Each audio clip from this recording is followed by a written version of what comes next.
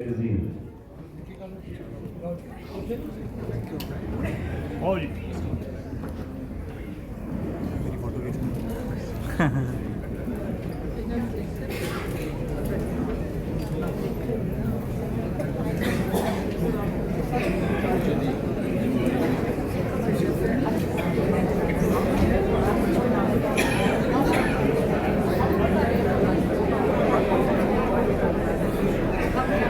I would also like the chairmen of the two Gurdwaras, Jasmita Devi and Gurdip Bora, to please come forward.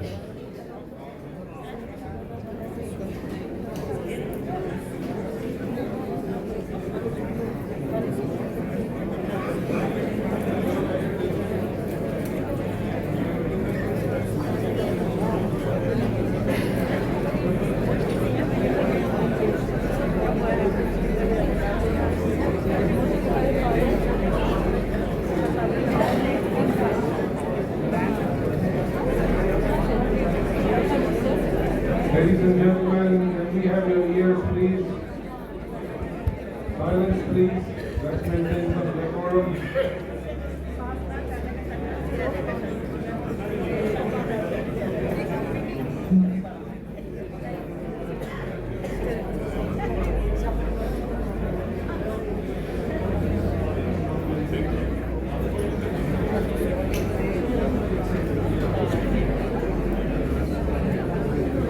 Thank you very much.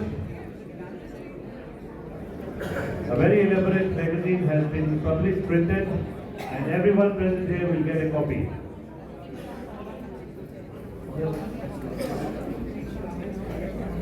Ladies and gentlemen, please lend me your ears.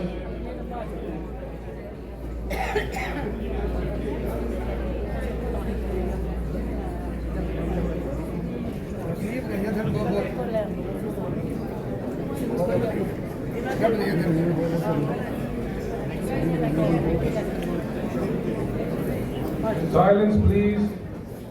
I think the tea break is over. We will only enjoy this conference and the deliberations therein if we try and maintain decorum.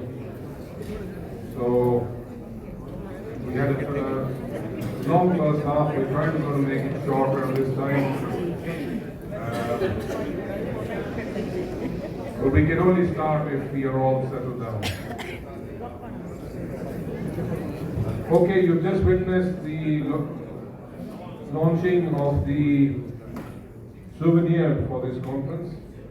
We have embarked on a special souvenir to capture the history of the Gurdwaras in Kenya. It has got messages from all over the world, and it has got the history of our gurus as well as the history of the Misls. So it is much pleasure now to declare this brochure officially launched, and I will ask Bobby to present it to our conference chairman first.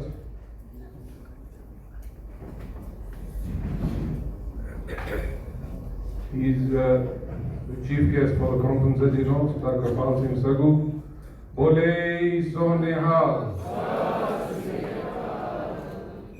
I will ask the conference organizing team to hand out one copy of each to the delegates present, so that in case, just there's a small case that they might get bored with proceedings, they can also flick through the magazine as they're with us.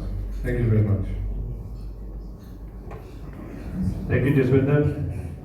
My apologies if I'm going to rush the second session, keeping in mind the time.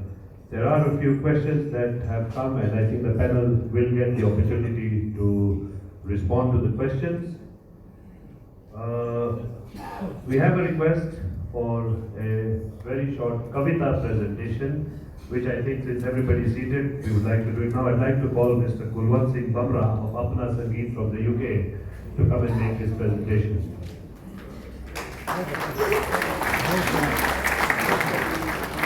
And I would like the magazine to be distributed while this is being done.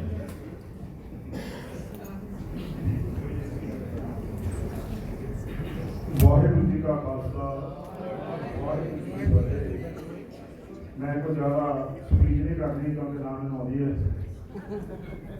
सिर्फ मैनू बहुत सारे बंदे नहीं भी जानते ਜਿਹੜੇ ਜਾਣਦੇ ਉਹਨਾਂ ਨੂੰ ਘੜੀ ਘੜੀ ਕਿਹਾ ਵੀ ਕੋਈ ਨਾ ਕੋਈ ਜ਼ਰੂਰ ਬੋਲ ਕਿਉਂਕਿ ਮੇਰਾ ਕੰਮ ਹੈ ਕਲਚਰਲ ਪ੍ਰੋਗਰਾਮ ਕਰਨਾ ਔਰ ਗੀਤ ਗਾਉਣਾ ਵਿਆਹ ਸ਼ਾਦੀਆਂ ਤੇ ਕਿਸੇ ਦੇ ਬੱਚੇ ਵਿਆਹੇ ਤੇ ਬੈਠੇ ਹੋਣਗੇ ਤੇ ਮੈਂ ਗੀਤ ਅੱਜ ਨਹੀਂ ਗੀਤ ਕੱਲ੍ਹ ਨੂੰ ਗਾਊਂਗਾ ਕਿਉਂਕਿ ਧਾਰਮਿਕ ਦੀ ਜੋ ਮਹਾਰਾਜਾ ਜੱਸਾ ਸਿੰਘ ਰਾਮਗੜੀਆ ਦੀ ਇਤਿਹਾਸ ਕਿਸੇ ਨੇ ਪੂਰਾ ਗਾਇਆ ਐਲਬਮ ਕਿਸੇ ਨੇ ਬਣਾਈ ਸਿਰਫ ਜੇ ਮੌਕਾ ਮਿਲਿਆ ਤਾਂ ਮੈਨੂੰ ਮਿਲਿਆ ਰਾਮਗੜੀਆ ਜੀ ਦੇ ਕੌਂਸਲਰ ਨੂੰ ਮੌਕਾ ਮਿਲਿਆ ਤੇ ਇਹਨਾਂ ਵਾਸਤੇ ਤਾੜੀ ਜ਼ਰੂਰ ਮਾਰ ਦਿਓ ਕੋਸ਼ਿਸ਼ਾਂ ਜਿਹੜੀ ਕੱਲ ਨੂੰ ਉਹ ਵੀ ਰਿਲੀਜ਼ ਕੀਤੀ ਜਾਊਗੀ ਕਿਉਂਕਿ ਜਿਸ ਮੁੱਦੇ 'ਤੇ ਆਪਾਂ ਇਕੱਠੇ ਹੋਏ ਆਪਾਂ ਉਹਦੀ ਗੱਲ ਕਰਾਂਗੇ ਤਾਂ ਮੈਂ ਆਪ ਸਭ ਦਾ ਬਹੁਤ ਬਹੁਤ ਧੰਨਵਾਦੀ ਹਾਂ ਕਿ ਮੈਂ ਬਹੁਤ ਵੱਡਾ ਕੋਈ ਗੁਣੀ ਗਿਆਨੀ ਪ੍ਰਚਾਰ ਦੇ ਨਾਲ ਕੋਈ ਰਾਗੀ ਨਹੀਂ ਹਾਂ ਪਰ ਕੋਸ਼ਿਸ਼ ਕਰੂੰਗਾ ਕਿ ਗੀਤ ਨਹੀਂ ਕਵਿਤਾ ਹੈ ਗੀਤ ਜਿਹੜੇ ਗਾਈਦੇ ਆ ਤਾਂ ਕਵਿਤਾ ਦੇ ਬੋਲ ਕੁਛ ਇਸ ਤਰ੍ਹਾਂ ਮੈਂ ਆਪਦੀ ਸੇਵਾ ਪੇਸ਼ ਕਰ ਰਿਹਾ ਮੈਂ ਧੰਨਵਾਦੀ ਹਾਂ ਸਪੈਸ਼ਲੀ ਸੈਕਟਰੀ ਸਾਹਿਬ ਨੇ ਮੈਨੂੰ 2 ਮਿੰਟ ਦਿੱਤੇ ਆ मैं अपना ये जो कविता पेश कर जा रहा हूँ सच्चे दिलों से कोई अरदास करता सच्चे दिलों से कोई अरदास करता पूरी हो जाती है मुराद उसदी ओ शकीर जिसदा कहने कार होवे बड़ी तारीफ करता उस्ताद उसदी सच्चे दिलों जो कोई अरदास करता पूरी हो जाती है मुराद उसदी शकीर जिसदा कहने कार होवे बड़ी तारीफ करता उस्ताद उसदी लैक जिन्हां दे अक बच्चे जिन्हां दे अकलमंद होवन बचे जिन्हां दे अकलमंद होवन बची रहे सारी जायदाद उसदी ओ नीहां जिस मकान दियां होर पक्कियां नीहां जिस मकान दियां होर पक्कियां ते बड़ी लम्मी हुंदी है मनियाद उसदी स्पेशली बीबियां वास्ते है रसोई जिस विच प्यार ना बने खाना और रसोई जिस विच प्यार ना बने खाना रोटी बड़ी हुंदी है स्वाद उसदी उस तो पैसा बेईमानी दा देन जो बच्चियां नूं वो पैसा बेईमानी दा देन जो बच्चियां नूं बिगड़ जांदी है फिर औलाद उसदी नशियां विच जो बंदा कुलतान हो जाए वो नशियां विच जो बंदा कुलतान हो जाए जिंदगी हो जाती है बर्बाद उसदी राजा जिस भी देश दा होए चंगा हो राजा जिस भी देश दा होए चंगा सल्तनत रहे सदा आबाद उसदी दुनिया विच जो वधिया करे कारनामा वो दुनिया विच जो वधिया करे कारनामा लोकी झोली भरदे नाल दाद उसदी रब दे भाणे दे विच जो रहे बंदा हो रब दे भाणे विच जो रहे बंदा बल्ले बल्ले होवे आद जुगाद उसदी चमचागिरी जो करदा रहे बंदा हो चमचागिरी जो करदा रहे बंदा हस्ती कदे भी नहीं रहती आजाद उसदी क्योंकि टाइम थोड़ा रखते मैं छेती पकाउण लगा अखीरलियां लाइनां ओ तीवी आदमी दा जिथे जोड़ नहीं ओ तीवी आदमी दा जिथे जोड़ नहीं भंवरे जिंदगी निकल जाती विच फसाद उसदी तीवी आदमी दा जिथे जोड़ नहीं भंवरे ते जिंदगी निकल जाती विच फसाद उसदी सो इन्नियां गल्लां प्रवान करनियां मैं आपके माफ करिए कल प्रोग्राम जो है उसके आपके वास्ते कुछ नवी आइटम जो महाराजा जस्सा सिंह रामगढ़ वाले शेड्यूल जो पेश करूंगा बहुत बहुत धन्यवाद थैंक यू वाहेगुरू जी का Khalsa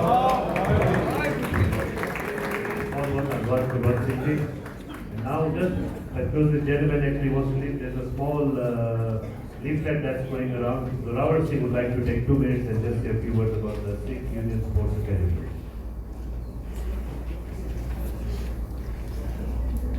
Hello. I'd like to thank the organizers today for giving me a few minutes to speak, especially while we've been supporting our work. I'm from the Sikh Union Sports Academy. I wanted to share a little bit about our work. I wanted to start by telling you a very small story. A story of a young Sikh boy, like many of you might know, like one of your maybe sons, one of your brothers. This boy, he was a tall, thin boy, and he loved to play hockey. He played hockey all the time. When he was young, he started at a young age playing, and as he grew in strength, he grew in skill, he grew in determination. This boy learned critical skills through the sports he played, through the hockey he played. He learned teamwork, he learned courage, he learned strength, he learned determination. He improved his studies at school. He became a better sportsman, a better friend to the friends he had. This boy, as he became a young man, he went on to play for Kenya. He played in the 1960 Olympics. He then played in the 64 Olympics.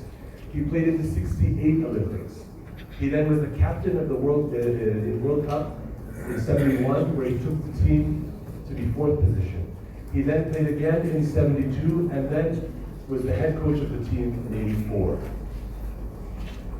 This, my friends, is the strength that sports can bring us.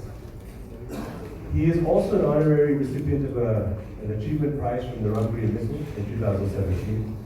This young man is here with us today. It's Sardar Singh who's sitting here with his wonderful wife, Sardarni Rupinder Kaur, who does significant seva work here in Kenya and abroad in India as well. Just a small round of applause. Why do I tell you this story?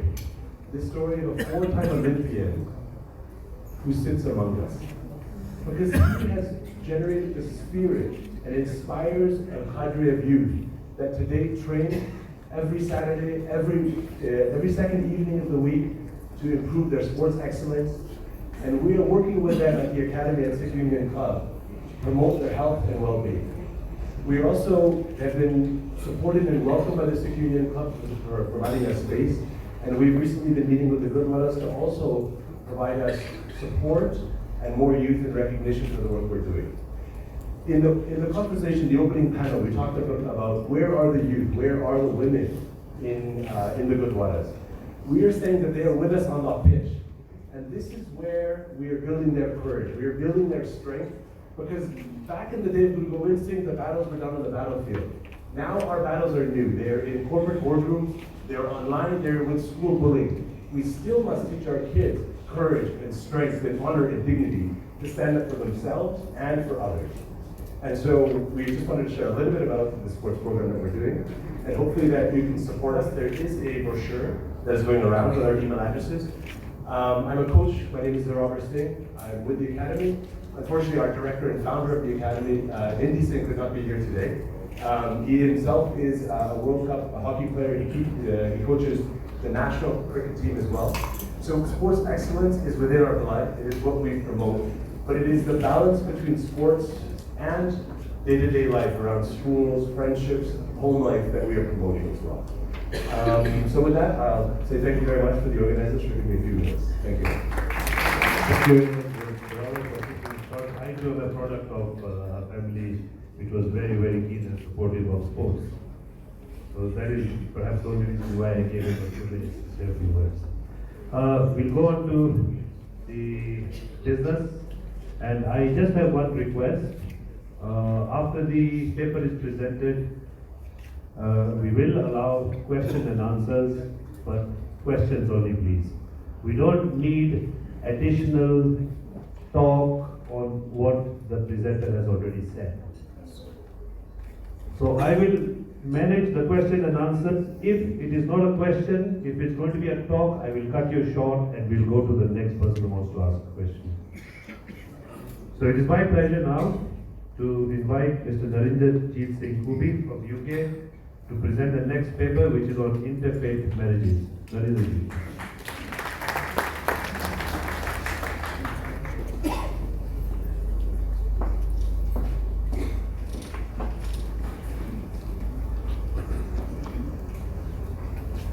chief guest, honorable dignitaries on the panel, Speak up, please.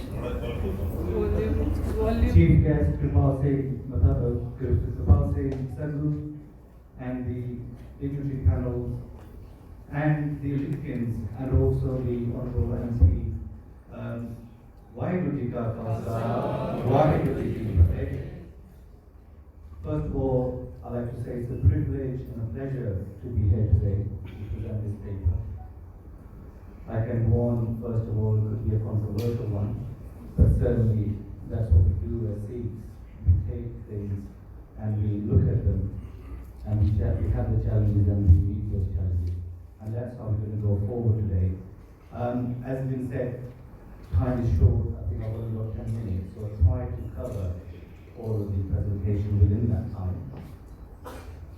Now, first of all, the conference itself, it is a Misl conference, as we said, but it doesn't mean that we cannot have a wider audience, a wider request, wider questions outside of the Sikh itself today.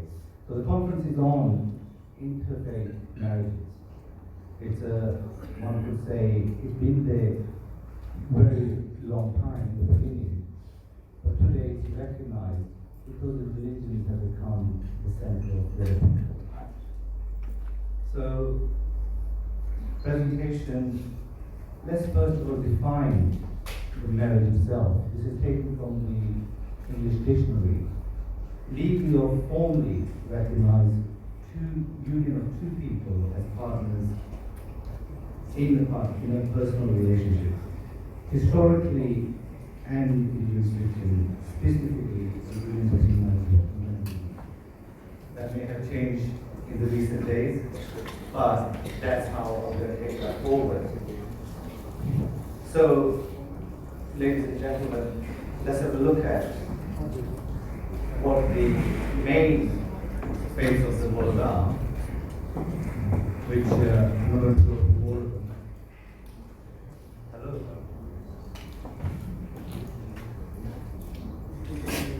Is that better? I know there's a problem with the sound, but can you hear me now?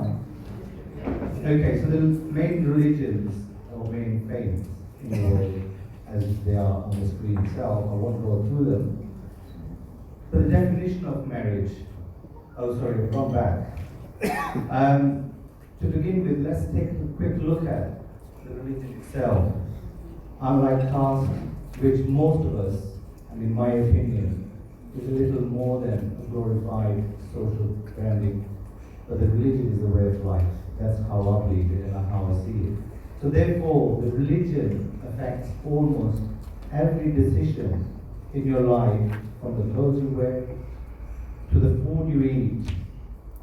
And immediately you can see that compared to an intercaste marriage, the challenges of interfaith marriages are much more complex. I hope you're with me on that. So marriage, it is said, and this is a fact that I show a lot of my colleagues who are registrars or also who are encouraged in the Gurdwaras, probably use this verse. It is said that marriages are made in heaven and performed on earth. It is therefore a fact that the next generation is fully exposed, as we know, to the Western culture, which, going back to the first statement, is very true. And they are very independent and better understanding of religion. World has become such a small place. You ask Google, they'll give you any answer you want. It's how much you want to listen and want to take into yourself as what the Google says is true or not. But they are very much basic statements. And you have to take what is being said to you and how you understand it. So let's look at some facts. Some alarming facts, you may think. There are some figures which are captured from the data from Google, other sources that I've come across. And this is very much about the Sikh ladies. And I think we touched on this subject, and I'm going to go all over that again. So there's a bit of an overlap. I think there was a question asked by the Honourable MP, Sonia Verdi, which is very true, and this is what's becoming. And I think we've debated that, and the panel have probably noted what is happening in our whole sort of environment, whereby, especially in the Sikhs and other religions as well, whom do we suppress? Is the women and the younger generation. So the figures, looking at them, the interfaith marriages in India currently at 40%. And these are women marrying outside of the city into other religions or other faiths. In America, it's 60%. In Australia, also around about 60%. I'm not 100% on that, but those are the figures I could find. And in the UK and Europe, 20 to 40%. We can debate on those figures as we go on through the slides as we go along. So these are just some of the slides which shows how the faiths are marrying between themselves or across the board. And then the religion, what does it teach us? It teaches God is one. So if God is one, then all those religions are giving us the same message, whichever way you look at it. I always say, Sikhi teaches us the art and science of reality. And Sikhi, to me, is a universal religion because it encompasses all other faiths and way of life. I hope you agree with me on that. Sikhi teaches us the art and science of reality. That means how we live our life is to the reality, is to the factual. And that is how I'm going to take this presentation forward. So why is it that our women are marrying outside the Sikh religion? And I think we touched upon that very early on with the Constitution presentation. And it came out that we are discriminating within our religion, which it doesn't. Sabbe man eko pehchan, so kyo manda aakiye jin jamme rajan, kyo assi ehe kam karte hain. So we have to look at our lifestyle. We are very much proud of who we are. We say the things, I can go back to the Akalta, we say the things. Today, I haven't seen any priest or party at the Harmandir Sahib. Although it's been passed, the order has been given nearly 100 years ago that women are allowed to go do kirtan, even do part at Harmandir Sahib. Has anybody here ever seen a lady do that? Oh, not just that, even seva at Harmandir Sahib, when you're taking to Granth Sahib, waking it up, taking it to for reading. Has anybody seen that? I haven't. And I think I can go back to a person who's probably, most of you know, Jogi Singh. And he was very much behind this, that we should, the order that has been given by the Akalta, we should proceed with that. But that hasn't happened today. So we're discriminating within the religion itself. How do we then expect an ordinary Sikh person, because it's the progression, as we know, Satyavadi Sikh, and then Amritari. How do we expect an ordinary person who's a Sikh to do those things which aren't being done at the higher authorities? So we do still have a backward thinking. We keep looking at ourselves and think, yes, as a macho man, or man comes first. And I think that's been said by the panel here as well. And we keep our ladies as a secondary thing. And that has to change. And I can tell you, at home, if I don't do the cooking, it's a problem. It's not a problem. men should be able to do the jobs that women do at home, and ladies can do the jobs outside which men can do. That doesn't happen in our lives. We do it outside, we talk about it, but it doesn't come into practice. We have to change that. And then there's a lot of cultural restrictions which we have to abide by. Clothing is one thing. We go to a certain function, we have to behave differently, we have to do certain things in a culture. Why do we have to adopt those cultures within the religion itself? It's a question to be asked. And then there's a peer pressure. Peer pressure I'm talking about is the other elders, the mother-in-law expecting something of the daughter-in-law. If it's not done that way, you outcast. And this is happening today. Why is this happening today? So those are the questions. Why is this so? This is why it's happening. And you can see the result, what's happening. And ladies don't want that kind of pressure. They're all educated nowadays, they all want to do their professional jobs, and they want to go on to that kind of life. But that is restricted. Within the four walls and within the community at large, we have those pressures, and we put those pressures on the ladies. So it's very important to look at those questions carefully. So, a quote by Shakespeare, love is blind and love is cannot see. So according to the modern search, these words are more than just figurative. Does it happen nowadays? Does love really exist? It's just a flirtation which people tend to go into, but I think there is something in that. When I go back to my first statement, marriages are made in heaven and performed on earth. Let me just give you a practical situation, or practical thinking behind that. The relationship between husband and wife is a contractual one. Agree? Because in these Western countries, you have to sign a piece of paper to become husband and wife. You have no blood relation. But you have a blood relationship with your children and your parents. But who's still most important to each other is the husband and wife. They have a totally different type of relationship, which is unique to any other relationship which you have with your children, with your relations, with your parents as well. Just as a practical thing, parents, they will not always be there. They'll have to go. Everybody is in time. They have to go. Children will move on. They have their own life. But who's left behind? Husband and wife.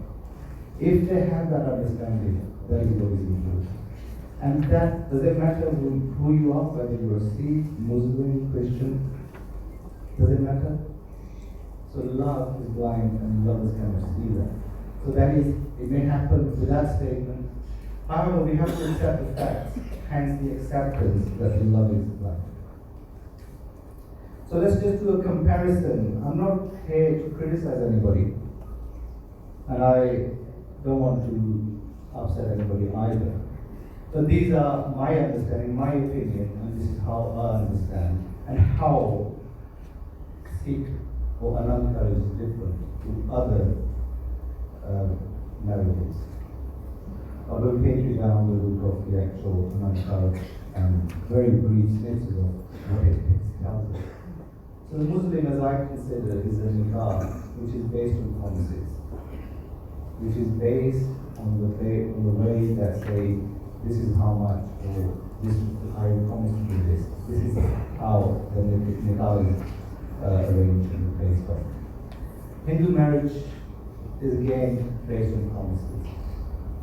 As you take each round, you promise, you make a promise, I will do this. With the Christian marriage, again, is based on marriages. You declare through the witnesses, and then you contract that promise that you have made. So that's how those two marriages, as I understand, are based on promises. Where the Sikh, another marriage is different. It is about the two souls merging with each other. There are no promises at all. Because once you have become one, there is no need for any promises. In Guru Jassa, in the end, what we say, Sat Sango Gyan. So the three things which people have at that point is, you be truthful to each other. One needs to be content. We're all elusive with these material things, but certainly what is important is to be content with what you have. And Gyan, knowledge is very important as well in Sikhi. So that's what the Guru Granth Sahib teaches us, and what the lamas, which Guru Ramdas has given to us. Tantra ena akhim bhena kathe ho, ek joto murti tantra edi so. So those who are really sitting together are not husband and wife. They alone are called husband and wife who love one light. Because you're merging with that one light, with the one. Because the Guru Granth Sahib talks from ik, and the whole Guru Granth Sahib gives the answers of that light and the essence of the one, and how to be with one. So in the first round, the Guruji asked, commit to righteousness, renounce sinful actions, remember, meditate and embrace now. Only by good fortune is real peace obtained. Worship with one Vaheguru and all your sins will vanish. The reason I'm telling you why Namaskar is important, because what we have experienced in the UK, although people do marry outside their faith, but they still want to have that ultimate Namaskar, which is so important to them, because they do understand. Children in the UK, and I'm sure in Kenya and around the world, they are much brighter than us. They have knowledge to their fingertips, and they understand what they listen. So in the second round, the Guru asked the partners to advance further towards meeting the true Guru, God. And what it says is, have fear of God, and your ego will disappear. Sing God's praises, and feel His presence. God is everywhere, outside and within. Single joy. In the third round, the Guru says the partner's mind is filled with divine. Meet the South Sunday, which is the holy congregation, which is only obtained by good fortune. And then recite Gurbani and sing the glorious praises of the Lord. And the Naam will vibrate and resound within your heart, and you will know your future destiny. In the final round, the Guru says that the partners' mind become peaceful and they will have found the Lord. God will sing sweet good notes. You will lovingly focus your conscience on that Lord day and night, and all your desires will be fulfilled. The souls have now become one, they have blended with our body, and that is the time when they become one. So, way forward, and this is my opinion, and I think this is very important. Education at the highest level is very important. I'm not saying that people should embrace other faiths in marriage, but should we be concerned about that? There's an underlying statement that we need to understand. But when you give somebody education, they'll understand more. And then they'll say the questions, because I come across this with the youth all the time. If you're all one, what does it matter? I mean, certainly there are problems. I'm not going to go through that. I don't have the time today, because this presentation should really be a lot longer, at least an hour, I need to sort of go through it. But education in general is very important in this aspect. And the role of the Gurdwara, not just the management. I don't know how it is here. I know we have the brothers and we've heard that they do verse a lot of the Gurbani in English. At the moment we lack that. In India or Punjab, A lot of people, youngsters probably understand Punjabi.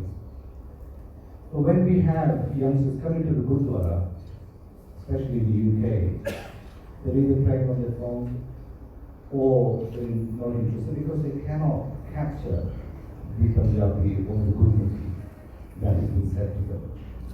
So there needs to be somebody who's versed in Gurmukhi and in English to translate what the Gyanis are saying to us. That is our failure at the moment. We are losing that battle. I'm not going to go into that why we're losing that battle, but certainly at the moment, majority of the Gurdwaras in the UK don't have Gyanis who can verse in English. So that is very important. So the management has to look at that. We may discuss that at a later date. This is a separate subject. So similarly with the water Gurdwara and the priest, that covers those things. And the families. I think a generation which I would say maybe 2 generations before me, when they came to England, it was very much, let's get settled down. The children did suffer. They didn't get that education from their parents, especially about Sikhi. And there was too much strictness without saying, giving them any reason why you need to do this. So children were told, just do it. That's what it is. Just do this what we tell you to do it right.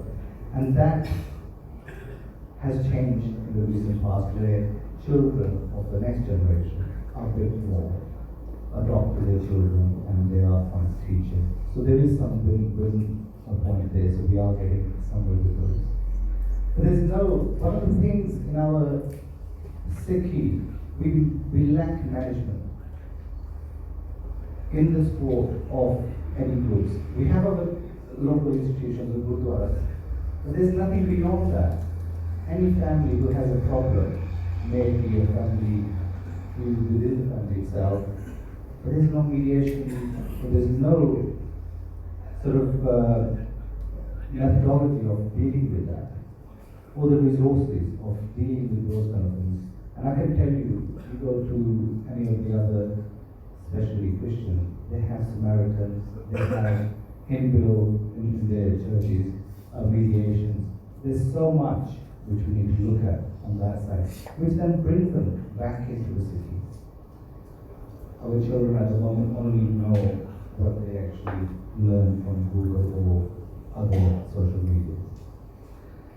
In the matrimonial side, as I've gone through in Ramgarhia, we have daily and other colleges, and I can assure you those children do not understand exactly what they are doing when they're having the pronouns.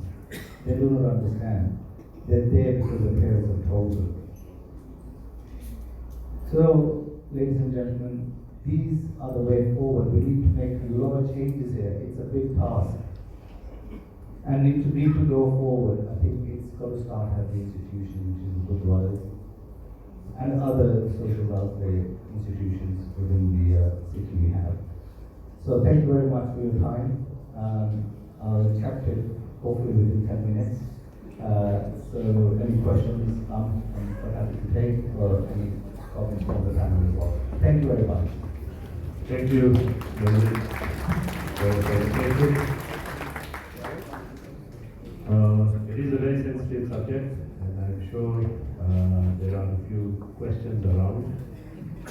So I would like to request the people who are going to ask the questions to be as precise to the point as possible.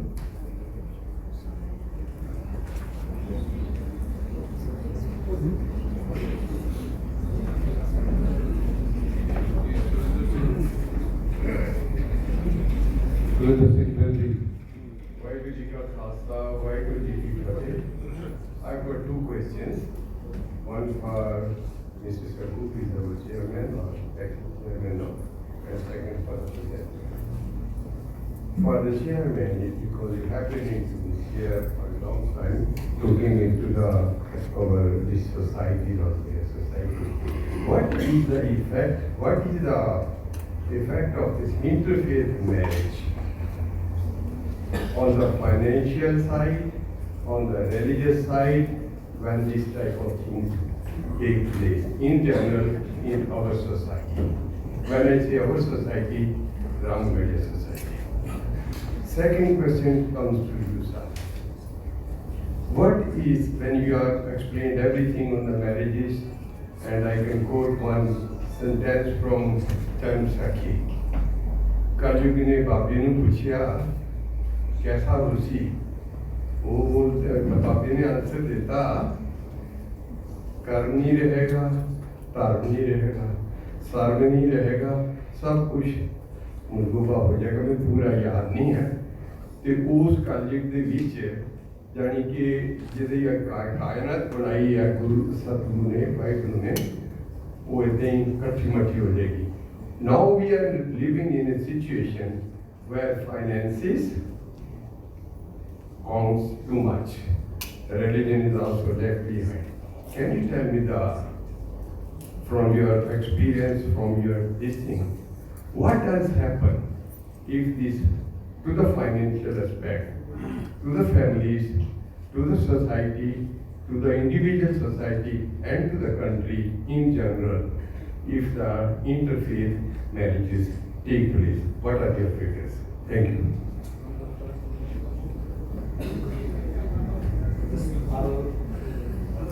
Thank you for your question. Thank you for your question. It's a very good question. Second part, which is towards me. I think the financial side, it certainly is unbearing sometimes for some people. It is, to me, I think the marriage should be very simple.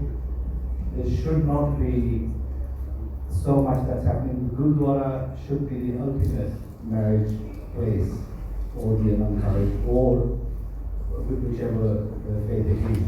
Because when you're going outside of that, you're simply providing for those people who are just not just your immediate family, but certainly a wider community which you're providing for. And I think that is unnecessary. And there is a bit of a wave of change, and the Gurdwaras in England are presiding on this, and they're recommending the unencouraged Gurdwara should be, and that should be the ultimate, that's where they should be doing their marriages. And anything outside of that, which is for pleasure, is something, the secondary, if you can afford it, that's fine, but a lot of people are going away from that. In terms of the impact of that on the country, again, it's a financial burden, but a lot of the countries, a lot of the communities are well established. And if they are able to account for what they are going to be spending in terms of the finance, it's not a big concern for the country itself.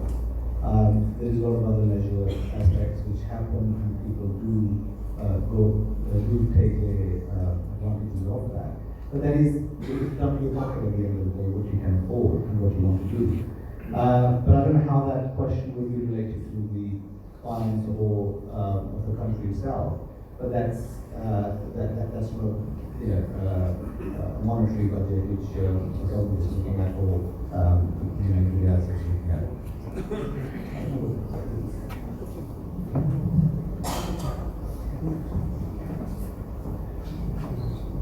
I think it's a very good question that you've asked. What effect would it have on society? Or we always go into the financial side and everything. As Narendraji has said, the children, whether it be boy or girl, they are being educated. I'm talking about in England. They are being well educated, and while they are being educated, we push them to attain excellence. But when it comes to the marriage itself, I don't think in this conference or anywhere in the world there is a single parent who would advocate that their children, be daughter or son, marry out of faith. But what happens in that wide world it is sometimes out of our hands. We got this cop out by blaming on children and other things. But if we believe in Gurbani, as you read the verse, the weddings are made in heaven, but performed on earth. If you believe in that, if your daughter or your son decides to marry out of faith, we should accept that it is faith. But we don't, because we become very selective in what we want to listen or what we want to do in the society. So there are effects, financial effects. It might be positive if your daughter or your son is marrying somebody wealthy, but he's not of the same faith. It might be positive. But if your son or daughter is marrying and they're well educated and everything, it is good for the society and the community. But there is no easy answer to this one. In England, at the moment, we are going through this turmoil where we have to listen to our children, otherwise we lose them. So we parents have to find a very fine balance which way we go. So I haven't got a magic answer about what effects it will have on this, that and the other, but my view is that we got to listen to the children and give them some independence, but education starts from when they're young.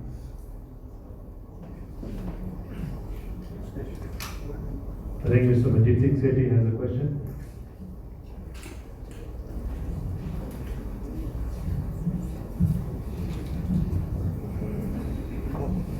Thank you very much. I honestly don't have a question. I would like to make some comments with your permission and permission of the panel.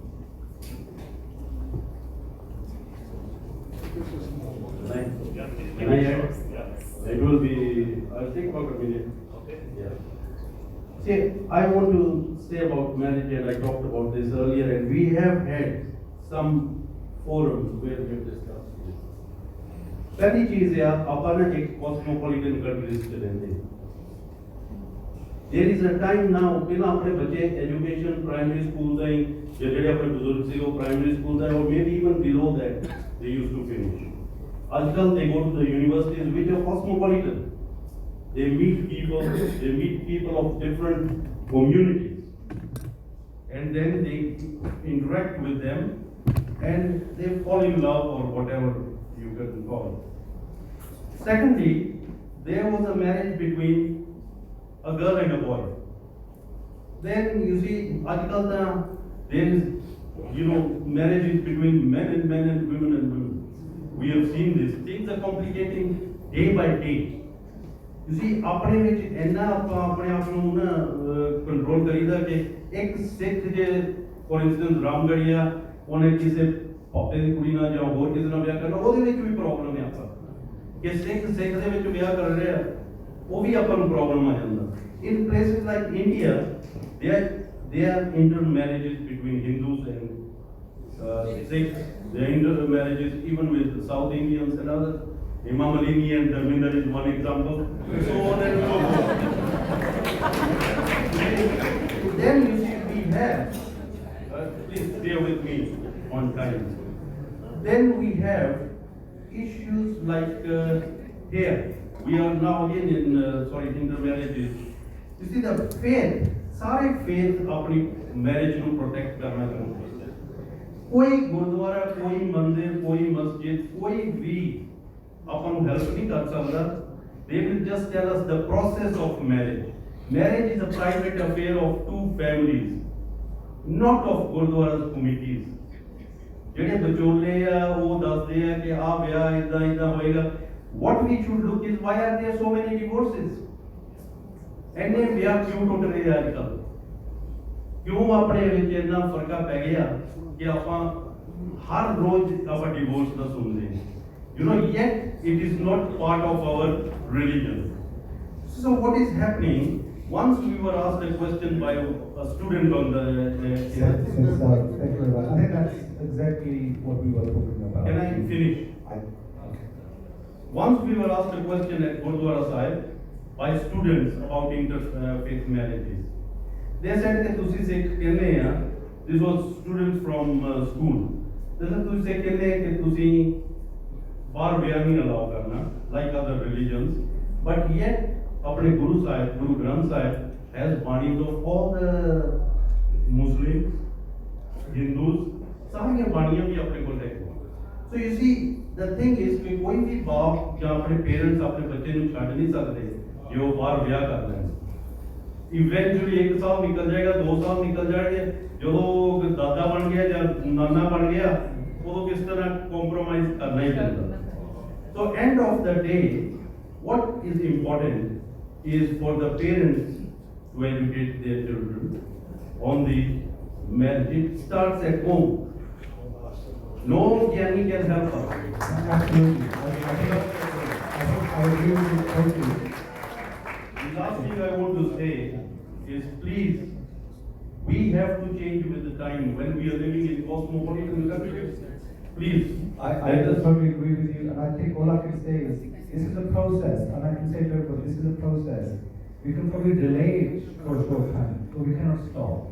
We cannot stop this process. It's happening, and it will carry on happening. And I think this is where it is. As long as the two people who are married to each other are able to take their own way and are able to assimilate in whichever difficulties they have, that is what is important for them. And if they're going forward. The last thing is. Thank you, ladies and gentlemen. I think we are Can I ready. say the last thing? Just the last thing. Just the last thing. You see, I want to say about the wedding marriage certificates, which are issued in the Gurdwaras. Please note that the governments have their rules and regulations. I would request the Pradhan Sahib to maybe enlighten the community on that. Okay, thank you, Pradhanji. As you know, we have another paper after this on youth, and they are very important fabric of our society, which will give them enough time. So, as was requested by Bobby earlier on, kindly give us one-line, concise questions to the subject matter. The subject matter is interfaith marriages. If you've got a question on that, one-line question, and we've got a very qualified panel, let them make their comments and answer. Let's try and keep it as short as possible so that they give equal opportunity to the delegates. So we've got Indrajit Singh Vanessa again. Hi, I do promise that I will restrict my contribution to the question. Narendraji, would you agree with me when I say that one of the fundamental reasons why the interfaith marriages are on the increase is because of the lack of networking amongst our own Sikhs, the networking that existed in the days of our parents or the grandparents who made matches between the prospective couples. Yeah.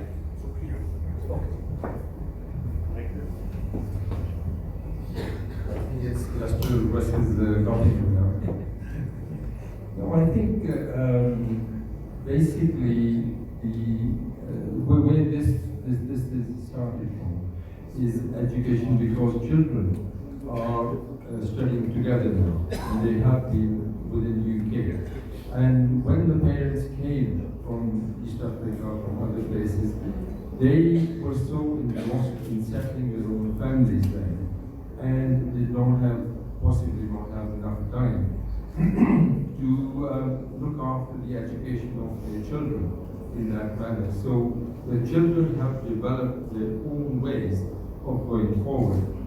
And their own way of going forward is because they are meeting Indians, English, and other castes there, then it is, for them, it's easier to have the same language, they speak English, the same language, they're able to communicate more easier within each other rather than the family. And I think that is the reason that has developed between the children, and it's the generation gap as well. That's on them, and the children are not able to communicate as much as they can. So, thank you for that. Another good question was directed to me. I can put you separately after that. I think one last question, and I think that's probably all from me. I know I'm conscious of the time, and I don't want to be taking too much of the time on this presentation. I'm not really a speaker, but I've got into experience what the topic we're talking about. I am a divorcee. I'm not ashamed of it. A lot of things happen in the cosmopolitan countries nowadays, and not particularly Ramgarhia, the Sikhs are, they think there's a stigma. Jassa alcohol away, Jassa marriage breakup away. But I think personally, I'm not good with names. एक चीज पे concentrate कर रहे हैं वो है कि marriages ना गुरुद्वारे हों, but that should be the ceremony and top and bottom of it. Meaning, ये parties ना चलन, दारू ना चलन and all that. You don't try and show other people कि मेरे को आया, मेरे को वो यार फलाना दिन कराया, right? That would start at home, buddy. Everything starts at home. Parents should try and start stop being modest. Sorry, can you just have the question? I know. It's not a question, it's just a way forward to say that these marriages, there is a lot of problems here, and this is going to start at home. It's not going to. And the way forward is religion and gurdwaras, and try and these councils encouraging it. The answer is here. The answers are here. They're not complicated, but we are complicating them. And we need to be mindful of that. So if you want me to explain another time, I will. But thank you very much. Thank you, Buddy, for your input. I think that the subject is vast and there is a lot that can be talked about.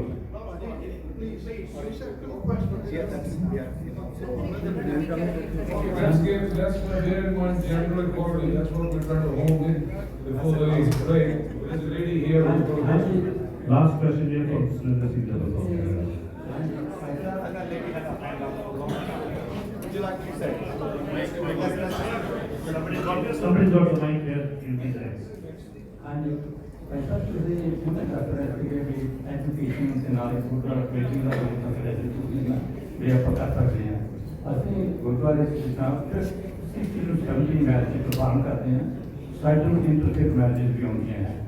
पर जिसमें असली आप समझना यानी कहते हैं अभी आपका एक तो भाषा खान पान पहनान शैटलाइट जहाँ मिलन तहाँ मिलता है कोई भी रिलेशनशिप आप कोई ना छे से बेस कर दिया आस्था इश्क उपासना खान पान पहनान जिसका इश्क से उपासना के तरीके एक नहीं है सन वो कहते सियाने कहते कि वो रिलेशनशिप कामयाब नहीं हो सकती जिस वजह इंटरफेयर मेरे को होने वाले ट्रेडिशन को कहते को इन्होंने दसो भी जहाँ इंटरफेयर करा जहाँ उन्होंने कहा कि थोड़ी सी कचकौल नहीं होनी तो तीनों रह दी मतलब who is right मतलब what should we do give us a guideline on that. I'm not an expert in the guidance on what the Gurdwara should do, but I think that is your. I think if you could ask the lady to ask the last question. My question is, I don't know what the status of the Gurdwaras is right now, but are they allowing intermarriages in the Gurudwara? Because I understand that some people, if you're marrying, say, a Hindu, they say, sorry, go to another establishment. I think just very briefly on this one, I think that's where all this came from. I didn't want to get to that stage, but certainly what we have is, we have a resolution from the City Council at the moment. Although it was very much kind of forced by 1% of the total population of the UK. And my view on that is, if anybody wants to take a view that Gurdwara shouldn't do interfaith marriages, there should be a referendum rather than 1% of the Sikh population of the UK telling us what we should be doing. And that's not right. Okay, I will answer that question.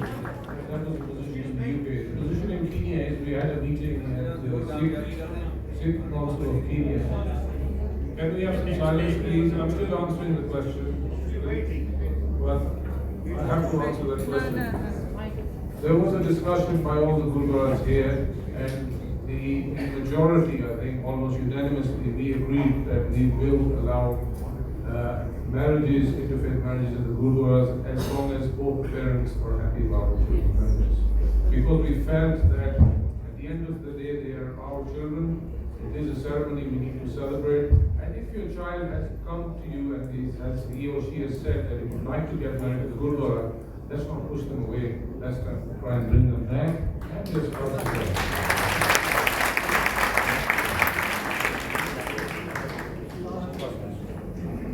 Last question. I said about 10 times last question, but actually 4 will be the last question. Thank you very much. I've got a question from Narendra. You mentioned interfaith marriages. How about intercaste marriages? Do they have the same scenario, or is it a different thing from again? Well, I did in my presentation distinguish the two. But you're quite right. I mean, there is the stigma about marrying intercaste as well. I put that in the same category. Okay, they play the same game. Thank you. Thank you very much.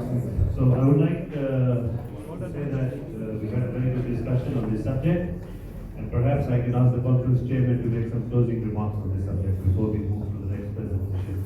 Okay, ladies and gentlemen, just like any topic of discussion, there is differences of opinion. We're all affected by this subject. We all have children who have the choices of their partners.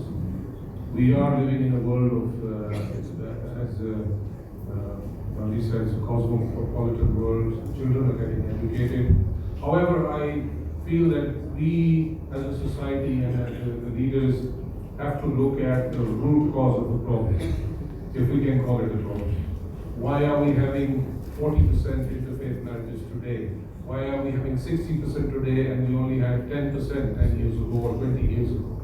So this scenario has arisen as a result of how we have been running our homes and our gurdwaras for the last 15 or 20 years.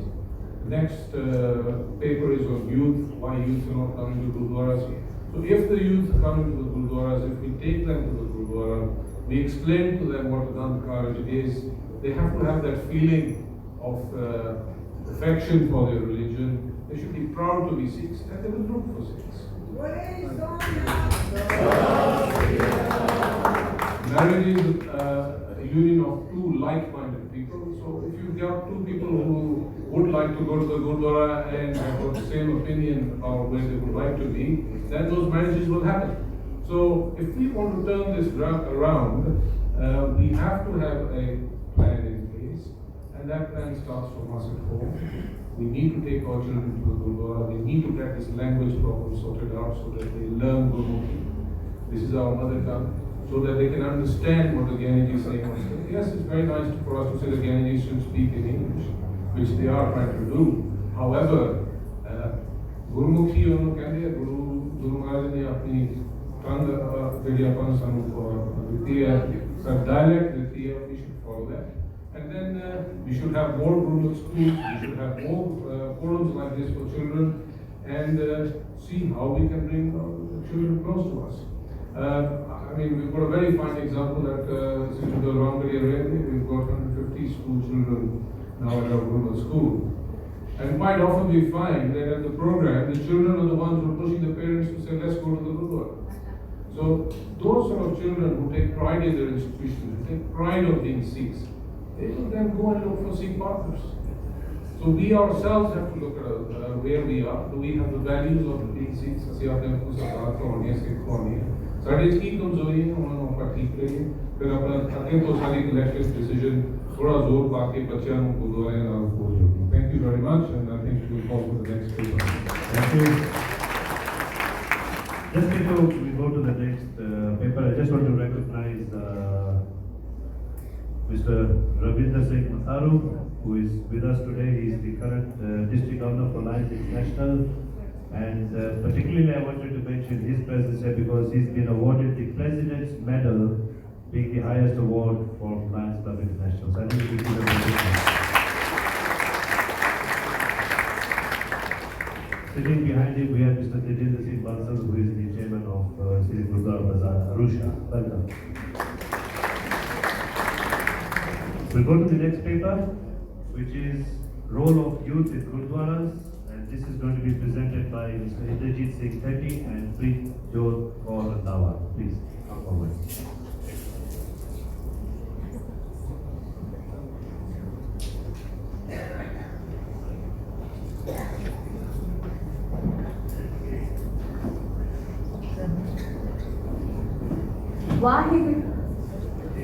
Waheguru Ji Ka Khalsa, Waheguru Ji Ki Fateh. My name is Preet Jodh Kaur and I'm very honored to be here in front of you all today. I'm very grateful for this opportunity, all because of my eldest sister, Gurpreet Kaur Kemp, who couldn't make it due to prior commitments, and so I will be presenting this on behalf of her. So this is a topic that has been extremely close to my heart and my siblings, and I have always worked towards getting more and more youth involved in the Gurdwaras for the past 10 years or so now. We always wonder why it is either people our parents age in the Gurdwara or small children who are too young to stay home alone. If we have some youth at the Gurdwara, they would always find their way to the playground. They would be within the compound and not inside the darbar, which to me is equivalent of not being in the Gurdwara. Today, I'd like to highlight 2 points in particular, as I know Indrajit is going to come and speak on the other points. 1. More and more youth are coming to the Gurdwara because they're not coming to the Gurdwara because the sad reality is the youth today doesn't understand the Punjabi being spoken in our Gurdwaras by our Gandhis. I understand that for any religion, any culture, the most important thing is our mother tongue. I would like to clarify that I'm fully aware how important Punjabi is, and by no means am I saying it's not. I understand that Punjabi is what binds us. We should never lose our roots, our heritage, or our culture. I fully get it. But guess what? We weren't born in Punjab. Even if we're born in Punjab, today we live in Africa. Today we live in America. Today we live in the United Kingdom. We live in Australia. We live in Canada. Our grandparents or our parents chose to immigrate to other countries outside India for greener pastures. English is our language. I would like for you all to think of something. Would you watch a South Indian movie with no subtitles? Would you listen to a French song? Or would you read a book which is written in Turkish? And even if, no, you wouldn't. And even if you did read the book, for the context, you'd read the translated version for sure. You must understand what you're reading, watching, or listening to. Otherwise, what's the point? You don't learn if you don't understand. And most importantly, you get very bored very easily if you don't understand what you're listening to or reading. It's the same concept. You know what's even more interesting? I fully understand Punjabi. I come from a family where we have grown up speaking Punjabi. Just like me, the majority of my Kenyan-born friends who grew up in Punjabi households know the language. Some of them can even read and write Punjabi, something I cannot do, but even then, even those individuals cannot understand everything that is being said at the Gurdwara. We need to understand that the Punjabi we are taught is the more modern version of Punjabi. The Punjabi being spoken in urban settings. There is Punjabi that is spoken in the village, there is Punjabi that is spoken in the city. I feel like how religious you are today is directly related to how much village Punjabi you know, because that is the method we're being educated with. Luckily, technology has given us the ability to look up a shabad in 5 seconds, so at least I can understand that. But when it's time for katha, 5 seconds don't pass and I'm already looking at my watch. A minute doesn't pass and I'm already thinking of an excuse to tell my mom why I need to leave the darbar. I really try very hard to pay attention and pick up on keywords, but after a while my mind starts tuning out. And I know I'm not alone. If you put yourself in our shoes, the youth shoes, you would feel exactly what we're feeling. In my life, I've always been action-oriented, be it professional, personal, or even where the community is involved. I do not believe in bringing speeches to a conference. I believe in bringing solutions to a conference. Ladies and gentlemen, what we have stated above is an actual solution. And to back this up, I would like to share first-hand experience with you. I have been very fortunate to be the chairperson of the Sikh Youth Mercantile Committee for the past 7 years, One of the biggest reasons for me to be on that committee was one agenda from the committee: bring the youth back to the Gurdwara. When we had our first camp, I begged the Gandhijis at that time to throw in as much English as they could into their speeches. Their katha, not just during the camp, but every time they see any youth member sitting in their bar. But he wasn't just having it. However, we were lucky and fortunate to have our own uncles and aunties present, and we got them in to throw some English. The moment that happened, the moment English was introduced, it was like a light bulb went off. All of a sudden, everyone was interested in Sikhi. Believe me, it was an instant shift in interest. The same lecture halls that would have children playing EXO and making all types of excuses to go to the lumber hall and drink water were the same children who had their eyes glued to the projector and minds open to Sikhi. Sikhi is a universal religion with a universal message. Let's refresh ourselves on what universal means, used or understood by all. Present everywhere, applicable everywhere. We haven't truly made it universal, have we? It feels like Sikhi was made for only Punjabis, and that it's exclusive for only Punjabis. Not just any Punjabi, but Punjabis from the pin. 2. A community of criticism. I'd like to ask everyone this question: what is a Gurdwara? Since I have been given this platform today, I'd like to openly share what really keeps the youth from coming to the Gurdwara. The drama, the criticizing, the stares, the glares, the comments directly to our face, the comments behind our backs, the hidden insults, the not so hidden insults. The Gurdwara is one place we thought we could go that is purified from all that. The one place we think that we'll just get good vibes and be able to share good vibes. The one place that is associated with positivity. Isn't that what a Gurdwara should be? We come to the Gurdwara to feel like no matter what's going on in the outside world, this world, things are the way they should be. The right way, the true way. But it's not. In reality, it's just not. As amazing as Sangat can be for us, sometimes Sangat is terrible for us. I have heard several stories of people my age or younger who have felt victimized by their Sangat. They've gone for the right reasons. They just wanted to hear some great kirtan and reset themselves. At the end of the Ardas, we all shout out, Bore Sonihal, Sat Shri Akal, and turn around and meet and hug the nearest auntie next to us. And we're greeted back with a Sat Shri Akal beta, ki halat tu moti nahi hoti. And just like that, the whole experience is changed. One of the many stories that broke my heart came from this young woman who wanted to do Langar Seva at a Gurdwara in Canada. One day, she went to the kitchen to help make rotis, and on this particular day, she happened to commit the serious crime of not being baptized.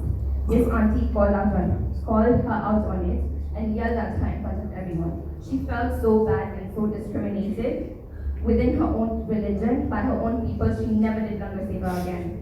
When she told me about this experience, and because of how this auntie made her feel, our community lost a bright and hardworking Sevadar. Was it worth it? Was it worth it? Was it worth the 2 hours of half-understood wisdom, only to leave the Gurdwara feeling more judged for imperfections than being accepted for your sincere attempt to be a good Sikh? This unnecessary criticism is what holds the youth back.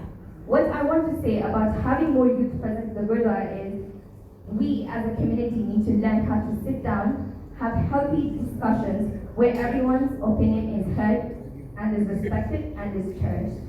To be honest, this tactic should be learned in our homes first. Instead, we think it's okay to raise our voice, to speak over one another, to assert power and dominance. The absolute worst part is, we think it's okay to do this in front of Sri Guru Granth Sahib. But it's not okay, and has never been okay. We continue to build more and more Gurdwaras, but if our youth stays disconnected, we may have more and more empty buildings in the future. Yes, buildings. Without Sri Guru Granth Sahib Ji and without the Sadh Sangat, it's just a building. We are a smart youth. We know how to find moments of connection and peace in our lives when we need it. We know how to find great teachings. We are fluent in YouTube and everything on internet. On demand, Kirtan and Katha in English and judgment-free learning is available to us at our fingertips. So why should we choose to come to the Gurdwara? As I write, the real reasons for going to the Gurdwara whisper behind me: love, darshan, service, company. The concept of Gurdwara is forever perfect. It is the reality of the Gurdwara that needs to change. And now I'd like to invite the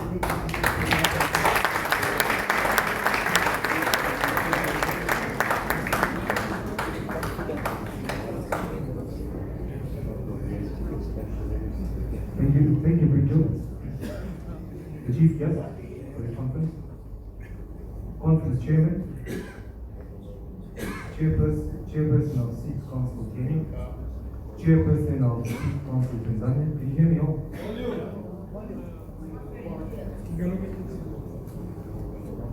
President East African Ramgarhia Board, Chairman Sikh Ramgarhia Board.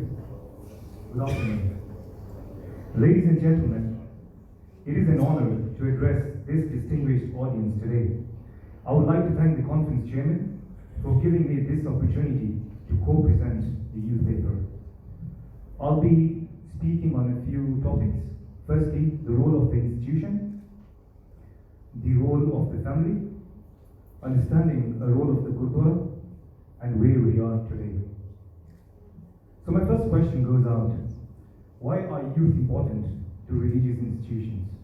Yes, we're all here sitting in a conference, and if we look around, we should see the participation of the youth within this conference today to start off with. Are youth important for continuity? Are they important for bringing in a new generation? Are they important to bring in new ideas? Why are they important? So youth who have been given the opportunity to work in partnership with adults to make important decisions gain valuable life experience in planning, teamwork, and leadership. Build their confidence and increase the level of community investment and participation. This is very vital to nurture future leaders. This is the first foundation that we need to build. We've always heard that countries need new generations, new leaderships, associations as well need new leadership. So this is a very vital point to help them, to bring them into the committees and to nurture them into future leaders. Adults that work in partnership with youth to make decisions can benefit from the energy and the new ideas that youth bring to the table. There's a different perception on how youngsters tackle issues and how the elderly generation tackle issues or ideas. And it's not that the elders have a vague way of representing or solving solutions. It's the synergy, it's the joint synergies that we all bring together. Often, adults who work within the existing framework to solve problems. Youth are usually less entrenched in a particular way of operating and are able to look at organizational problems with new ideas, new eyes, and provide new perspectives to problem solving. Sometimes youth offers suggestions and solutions to problems that adults may have never considered. Adults, on the other hand, that serve in partnership with youth can also benefit personally in the satisfaction of knowing that they have worked to make a positive impact in the life of youth. We've seen this at various forums, in various institutions, where organizations have benefited from the perspectives youth bring to the table around programs of interest for their age group and can leave organizations better prepared to serve a wide range of ages. Today, I think it's very important that we must look at the age gaps our institutions have. Organizations also benefit by increased news coverage and the fundraising power that can occur when youth are on board advocating for their organizations. This has been very evident. This has been very evident in various youth institutions. They are an investment vehicle to pool resources for very many projects. The second point that we're going to talk about is attracting youth through empowerment, collaboration, and engagement. Our institutions were built many, many years ago by hard-working elders who chose many of these places as a convergence of faith and social centers. With years passed on, a few institutions came up with recognized youth initiatives that brought in a number of youngsters to participate in various activities within the respective institutions. By doing so, an atmosphere of belongingness was created, and this instilled a passion to be part of the institution. When a person is nurtured, trained, or exposed to community initiatives, this naturally builds a lot of interest in an individual to patronize the institution. It is therefore imperative that organizations involve youth and empower them, be it through various seva at the institution, social, cultural, religious exchange programs, and engage them in important decisions the community takes, as a lot of today's Sikh youth are very highly educated, work within professional and structured institutions, and their participation within the community is vital. Temple committees also must observe age trends of the respective congregations and see where the gaps are, and these must be addressed appropriately. Are the prachars having an impact? Is understanding a hindrance? Are Romani is appropriate? These may seem very simple, but they're very key. We talk about YouTube today. When we click on various Jassas who are outside, maybe we even start off with the Pratap brothers who are sitting here today. Look at the likes and look at the following that people have. And then we look at our own. What are we doing? Do we follow our own people that way? We should. Because it's not that what we're being told in the temple or what is being preached is not equal to other platforms. It's ourselves to take home what we understand. Leadership is very key. Our institutions must have leaders who are visionary, innovative, competent, humble, and approachable. Communities that are devoid of this may find it challenging to attract youth, let alone in institutions, but also within their respective communities. An institution must be exemplary in the running of its affairs and have a good mix of age within its managing committees. We must, as committees, we must identify, are we the pollen that attracts people, or are we the cancer that's eating our own institutions? It's very important. If we are talking about attracting people, what have we done as an institution which can benchmark and say, this is what we've done, this is what is going to pull people to us?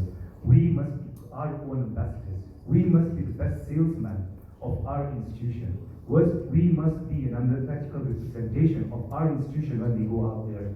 People should come to us and say, you are from an institution A, B, C, D, we've seen you do this, and we want to be part of it. And this can only happen when we have these competencies. Dealing with the generation X, Y, and Z. We need to take a moderate stance as opposed to radicalism when dealing with the youth. Whilst religions don't change, should they evolve over time? I don't know. But should they evolve over time? Maybe it's something that could be deliberated. There's always a generalization between a case study and a non-case study. Sikh. Do forgive me, I may sound a bit rude, but this has happened. Example, one probably could not take seva if you're not an Amritari or case study Sikh. There must be tolerance and acceptance so that with time and understanding, there is change of thinking by people like myself who are non-Amritari, so that at some point in their lives, we could turn to the path of our Khalsa Panth. Dressing in a temple, we can look at ourselves here today. Every male is in Western attire.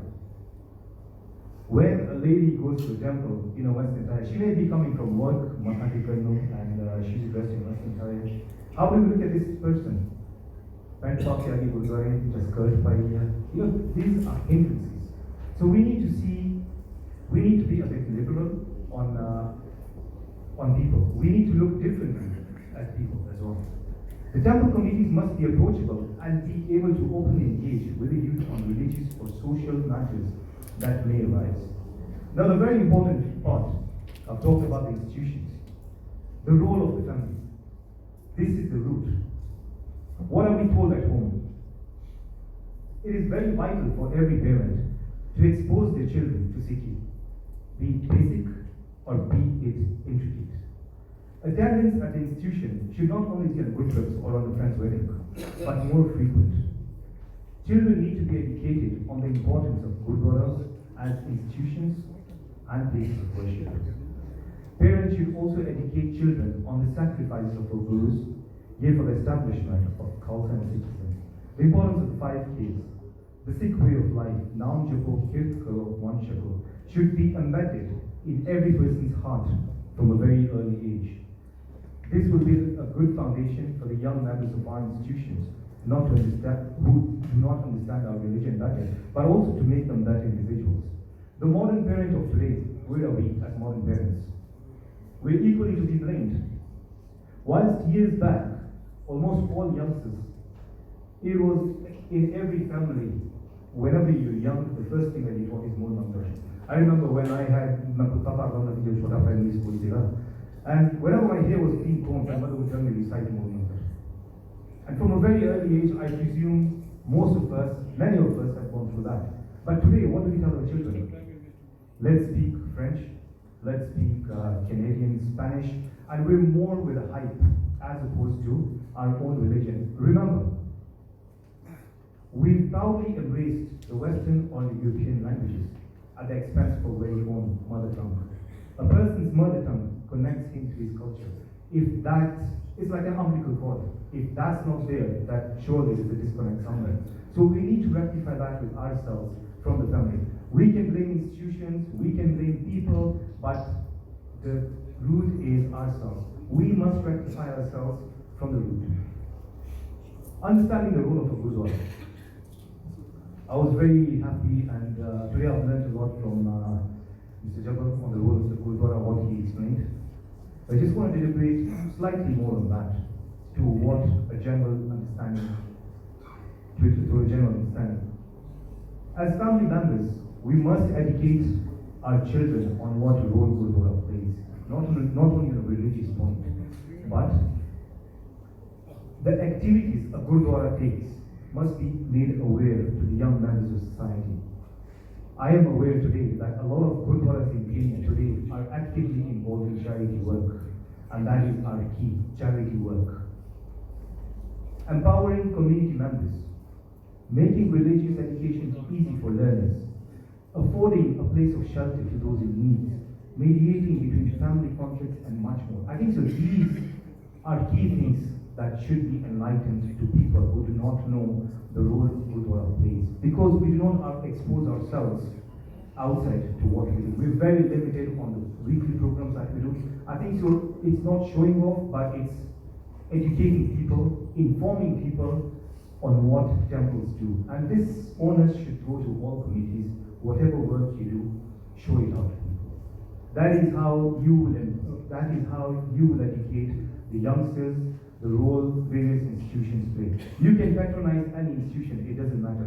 Our overall objective is the same, and I presume and I know that each and every Gurdwara has the same objective in Kenya today.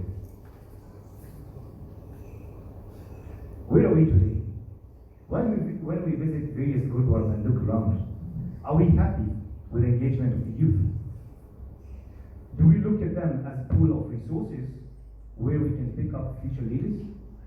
Do we look at them as persons who will run petty errands for us at the institution?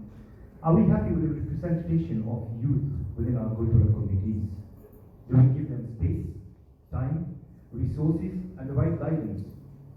The answers lie with ourselves. It would be very difficult to come up with answers from this distinguished forum today on how to attract youth at the Gurdwara. You cannot say that after this conference, tomorrow 100 youth are going to go to Gurdwaras. No. The answers lie within ourselves. How are we going to change ourselves? Today, a number of religious institutions have a good age mix within their communities. And I will tell you, we've been talking about female representation today. Every Women's Day, I think so most of us send messages that Guru Nanak Dev Ji said, from women, kids are born. But we don't see them in our institutions, in our communities. But I'm happy to say this, that within the youth institutions, I'll talk about my youth institution that I represent, Ramgarhia Youth Association. I'll talk about ISIC, and I'll talk about Sikh Youth Institute. Do forgive me if I've not mentioned any other institution. There is a mix of male and female members within the committees. If the youth can do it, what's stopping us? What's stopping us?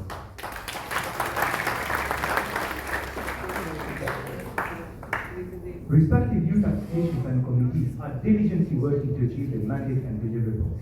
Are we content with what they have?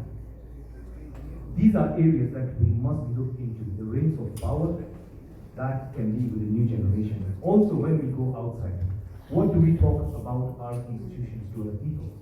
When we are at a social gathering, are we talking that we want to bring down this person?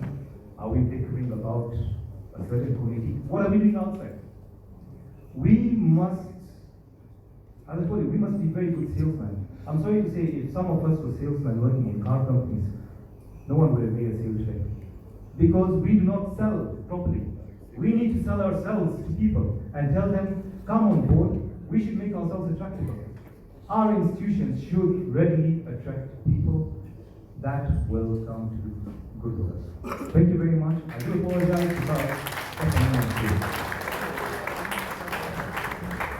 Thank you, Sajid. Questions and answers, one-line questions purely touching on the subject matter, which is youth in Gurdwaras.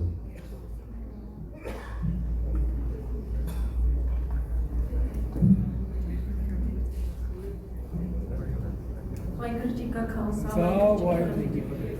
I'm a registrar at the Gurdwara in Leicester, where I perform civil marriages.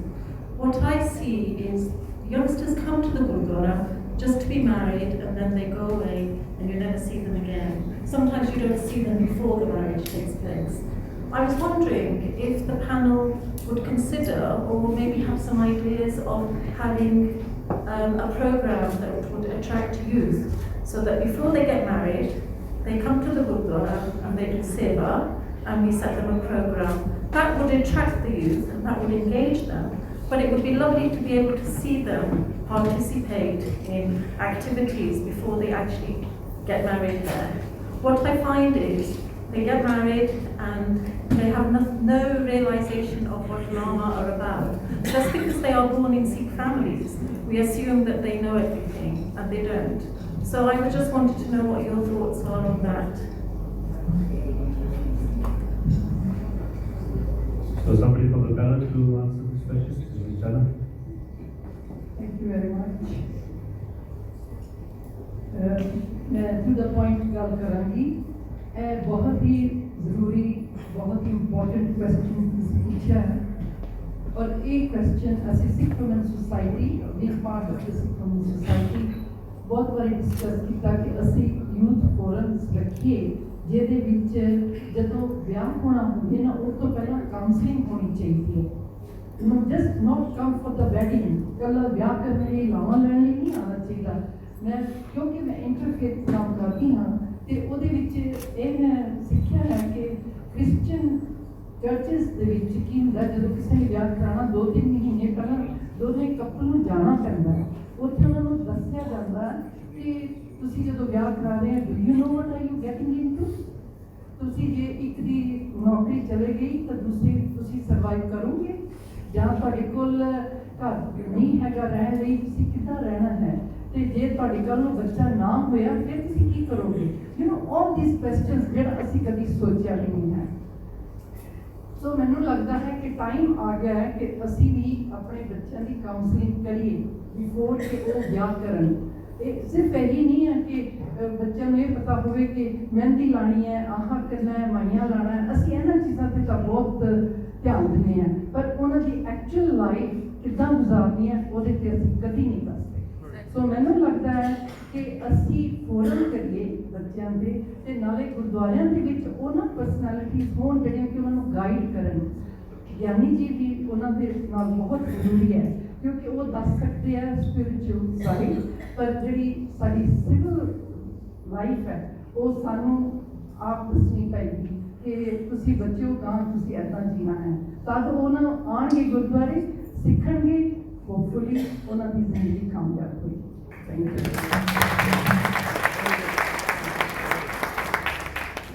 I just want to add something to what Mrs. Jassa has said. Our earlier speaker pointed out the differences between the marriages, Hindu, Islam, etc. And then talked about the Sikh marriage where there is no promise. It is so important. ਅਸੀਂ ਵੀ ਜਿਹੜੇ ਇੱਥੇ ਸਾਰੇ ਬੈਠੇ ਹਾਂ, ਅਸੀਂ ਜੇ ਪੁੱਛੀਏ ਸਵਾਲ ਕਿ ਜਦੋਂ ਤੁਸੀਂ ਵੀ ਆਨੰਦ ਕਾਰਜ ਕੀਤਾ ਸੀ, did you know what you were getting into? Number 1. Number 2, ਜਿਹੜਾ ਆਨੰਦ ਕਾਰਜ ਹੈ, word Anand, that means it's a state of mind, ਕਾਰਜ, ਗੁਰੂ ਦਾ ਕਾਰਜ. So it is so important ਜਿੱਥੇ ਕਿ they're concerned on how they're going to live after the marriage.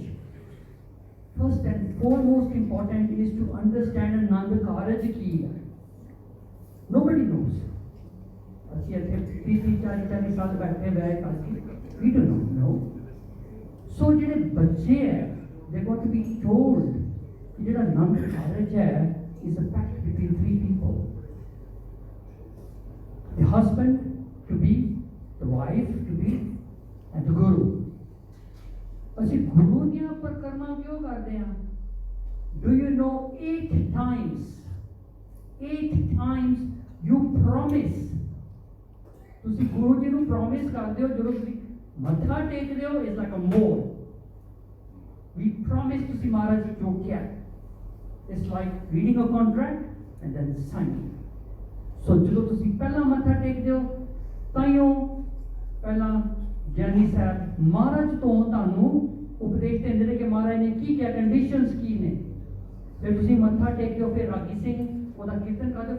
By going ਪਰਿਕਰਮਾ ਕਰਨ ਕਰਕੇ ਤੁਸੀਂ ਯੂ ਆਰ ਐਗਰੀਇੰਗ. ਸੋ ਐਵਰੀਬਡੀ ਜਿਹੜਾ ਵੀ couple ਲਾਵਾਂ ਲੈਂਦਾ ਇਜ਼ ਨਾਟ ਅ ਰਿਚੁਅਲ. ਤੁਸੀਂ ਇੱਕ ਪ੍ਰੋਮਿਸ ਕਰ ਰਹੇ ਹੋ ਲਾਈਫ ਦਾ, ਫਿਰ ਤੁਸੀਂ remember this.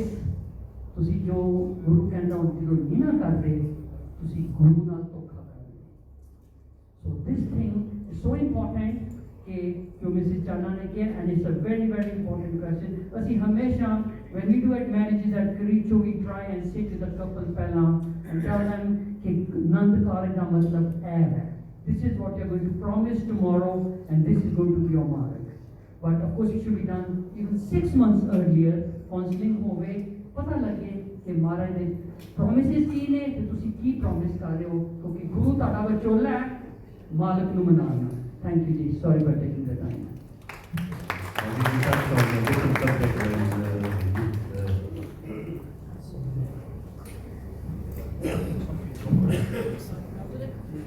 Ladies and gentlemen, Vaheguru Ji Ka Khalsa, Vaheguru Ji Ki Fateh. My name is Singh and I represent East African Ramgarhia Board. ਆਪਾਂ ਗੱਲਾਂ ਤਾਂ ਕੀਤੀਆਂ ਤੇ ਭੈਣ ਜੀ ਨੇ ਬਹੁਤ ਅੱਛਾ ਕੁਐਸਚਨ ਕੀਤਾ ਕਿ ਜਿਸ ਤਰ੍ਹਾਂ ਰਤਨ ਚਾਨਾ ਜੀ ਨੇ ਜਵਾਬ ਦਿੱਤਾ ਕਿ ਜੇ ਆਪਾਂ ਵਿਆਹ ਤੋਂ ਪਹਿਲਾਂ ਉਹਨਾਂ ਦੀ ਕਾਉਂਸਲਿੰਗ ਕਰੀਏ, ਮੇਰੇ ਹਿਸਾਬ ਦੇ ਨਾਲ ਕਿ parents have to play a very vital role in the life of their children. ਜਦੋਂ ਬੱਚੇ ਛੋਟੇ ਹੈਗੇ ਨਾ, ਅਗਰ ਆਪਾਂ ਮਾਂ-ਬਾਪ ਉਹਨਾਂ ਨੂੰ ਸਮਝਾਈਏ, ਗੁਰਦੁਆਰੇ ਲੈ ਕੇ ਆਈਏ, ਪੰਜਾਬੀ ਸਿਖਾਈਏ, ਤਾਂ ਮੈਨੂੰ ਲੱਗਦਾ ਕਿ ਜਦੋਂ ਵਿਆਹ ਹੁੰਦਾ ਨਾ ਤੇ ਉੱਥੇ ਬਹੁਤੀ ਕਾਉਂਸਲਿੰਗ ਕਰਨ ਦੀ ਲੋੜ ਨਹੀਂ ਪੈਂਦੀ. ਵੀ ਮਸਟ ਅਸੈਪਟ ਦੈਟ ਕਿ ਅਸੀਂ ਪੇਰੈਂਟਸ ਆਲਸੋ ਟੂ ਬੀ ਬਲੇਮਡ ਕਿ ਜਦੋਂ ਬੱਚੇ ਸਾਡੇ ਛੋਟੇ ਹੈਗੇ ਨਾ, ਅਸੀਂ ਕਲੱਬਸ ਵਗੈਰਾ ਜਾਂ ਹੋਰ ਸੇਵਾ ਸੁਸਾਇਟੀਆਂ ਜੁਆਇਨ ਕੀਤੀਆਂ, ਅਸੀਂ ਉਹ ਅਟੈਂਡ ਕਰਨ ਜਾਂਦੇ ਹਾਂ, ਪਾਰਟੀਆਂ ਦੇ ਜਾਂਦੇ ਹਾਂ, ਬੱਚੇ ਘਰ ਬੈਠੇ ਆ. So we don't know ਕਿ ਬੱਚੇ ਉਹ ਕੀ ਕਰਦੇ ਕੀ ਨਹੀਂ ਕਰਦੇ. ਸੋ ਮੈਂ ਥੋੜਾ ਜ਼ਿਆਦਾ ਟਾਈਮ ਨਹੀਂ ਲੈਂਦਾ. I just suggest ਕਿ ਜਦੋਂ ਸਾਡੇ ਬੱਚੇ ਛੋਟੇ ਹੈਗੇ ਆ, ਉਹਨਾਂ ਨੂੰ ਗੁਰਦੁਆਰੇ ਨਾਲ ਲੈ ਕੇ ਆਓ ਤਾਂ ਉਹਨਾਂ ਨੂੰ ਪੰਜਾਬੀ ਸਿਖਾਓ, ਸਾਡੇ ਰਿਲੀਜਨ ਦੇ ਬਾਰੇ ਉਹਨਾਂ ਨੂੰ ਦੱਸੋ, ਤਦੇ ਉਹਨਾਂ ਨੂੰ ਇਹ ਪਤਾ ਲੱਗੇਗਾ ਵੀ ਸਾਡੀ ਜਿਹੜੀ ਰਾਮਗੜੀਆ ਮਿਸਲ ਆ ਉਹ ਹੈ ਕੀ ਆ. ਅਸੀਂ ਅੱਜ ਇਹ ਵੱਡਾ ਏਜੰਡਾ ਸਾਡਾ ਰਾਮਗੜੀਆ ਦਾ ਹੈਗਾ. ਸੋ ਸਾਡਾ ਫਰਜ਼ ਬਣਦਾ ਸਾਡੇ ਪੇਰੈਂਟਸ ਦਾ ਕਿ ਬੱਚਿਆਂ ਨੂੰ ਅਸੀਂ ਜ਼ਰੂਰ ਦੱਸੀਏ ਕਿ ਵੀ ਰਾਮਗੜੀਆ ਮਿਸਲ ਕੀ ਹੈਗੀ ਆ, ਸਾਡਾ ਫਰਜ਼ ਕੀ ਹੈਗਾ, ਤਾਂ ਕਿ ਐਂਡ ਤੇ ਆ ਕੇ ਜਦੋਂ ਬੱਚੇ ਇੰਟਰ ਮੈਰਿਜਸ ਕਰਦੇ ਆ ਉੱਥੇ ਆ ਕੇ ਸਾਨੂੰ ਪ੍ਰੋਬਲਮ ਆ. ਵੀ ਮਸਟ ਅਸੈਪਟ ਕਿ ਸਾਡਾ ਵੀ ਇਹਦੇ 'ਚ ਥੋੜਾ ਬਹੁਤਾ ਫੋਲਟ ਜ਼ਰੂਰ ਹੈ. ਅਗਰ ਸਾਰਾ ਨਹੀਂ ਤਾਂ ਥੋੜਾ ਬਹੁਤਾ must accept. Thank you very much. Thank you. I want to ask a question because only one question has come up on the youth subject at the moment. Is there a question you're going to ask? Okay, there's somebody here who wants to ask a question. Please let's give her a chance.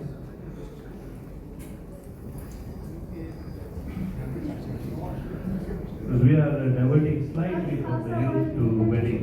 Do you find what kind of youth kind of projects can we actually do in our Gurdwaras to improve our Gurdwaras? Because I'm all for the youth as well, that they should come forward. I think coming to your question, there is no what the youth can do in Gurdwara. The youth institutions that are in Kenya today are actively involved in charity, social and religious activities. So it's a wide spectrum of activities that the youth associations take. Nothing in particular as opposed to that doing religious camps.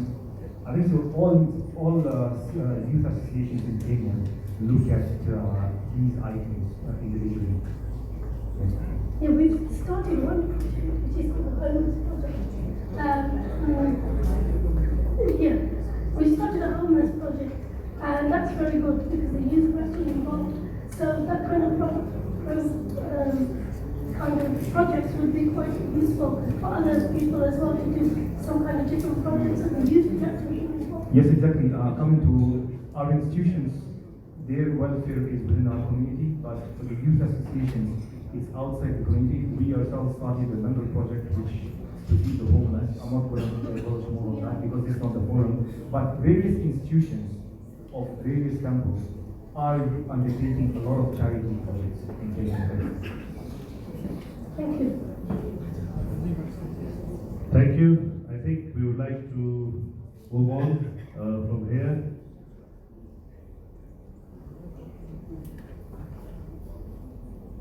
So I'd like to call, because time is really not permitting any more questions.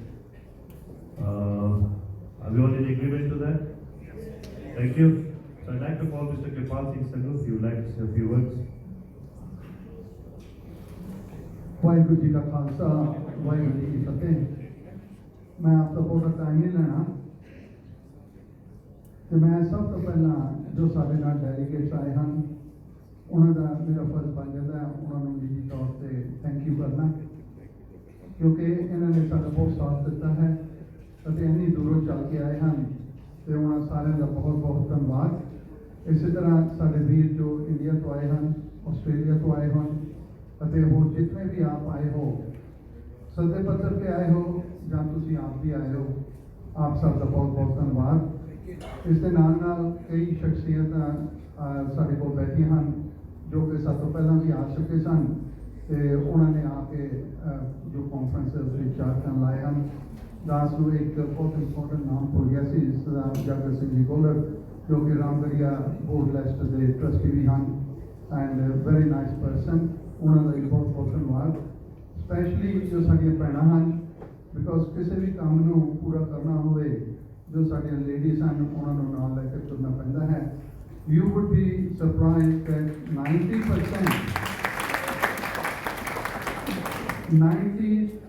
90 की मेरा 99% of the delegates have come with their spouse, with their wives. उन्होंने भी पूरी तारीफ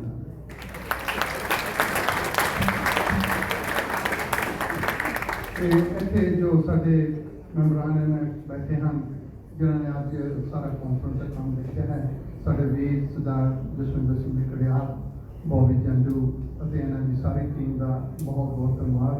दोनों chairman प्रधान साहब अगे बैठे हैं इन्हों का बहुत बहुत धन्यवाद।